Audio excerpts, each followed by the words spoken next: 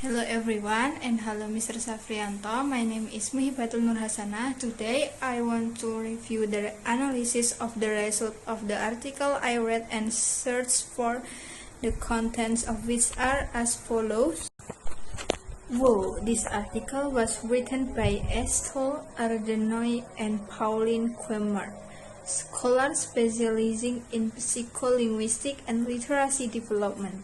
Ardenoy is affiliated with the University of Tunde and the University of Geneva, while Quemmer works at Nantes University and LPPL in France.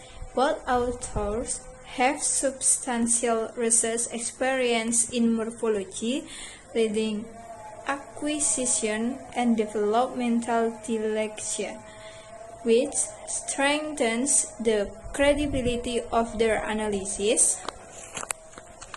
But the article focused on the role of morphological knowledge, including prefixes, suffixes, and root forms in the development of reading and spelling, both for typically developing learners and for individuals with developmental dyslexia. It discussed first, the theoretical foundation of morphological processing.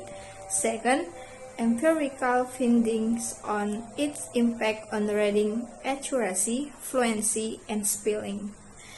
Third, the relative stability of morphological skill in individuals with dyslexia. Fourth, the benefits of morphological awareness training for literacy development. The central finding is that while phonology is essential for early literacy, morphology provides a significant additional pathway, especially when phonological processing is weak or when learners encounter epicuy orthographies. And then when the article was published in 2025, following a review process that began in March and concluded with acceptance in May of the same year. And then where it appears in the Revista de Investigation and Logopedia, an academic journal focusing on speech, language, and literacy development. The research reviewed spans multiple linguistic contexts, include English, French, Italian, and Spanish, making the findings relevant to a wide range of alphabetic language communities. And then why? The article aims to first explain why morphological processing matters for reading and spelling.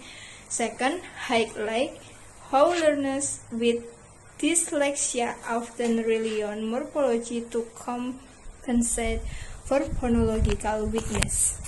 Third, provide a solid theoretical framework for literacy instruction.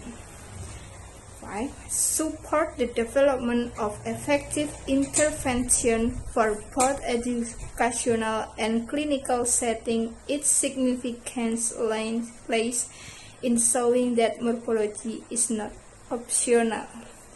It is a key component of literacy and highly relevant to courses in linguistics, especially morphology, phonology, psycholinguistics, and language education.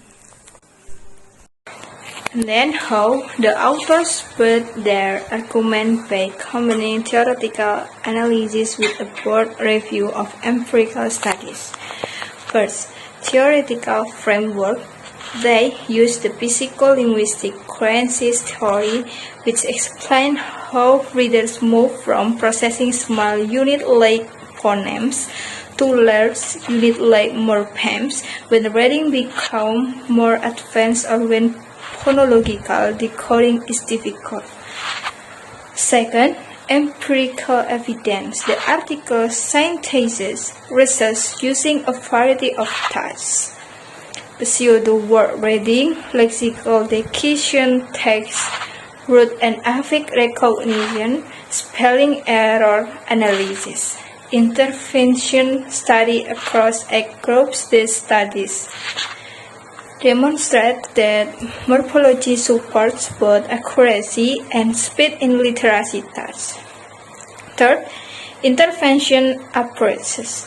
The author also present examples of morphological instruction that have shown positive effects, especially for learners with dyslexia. Explicit teaching of root and affixes, analysis of morphological families, and integrating meaning-based instruction are shown to improve spelling, reading fluency, and morphological awareness.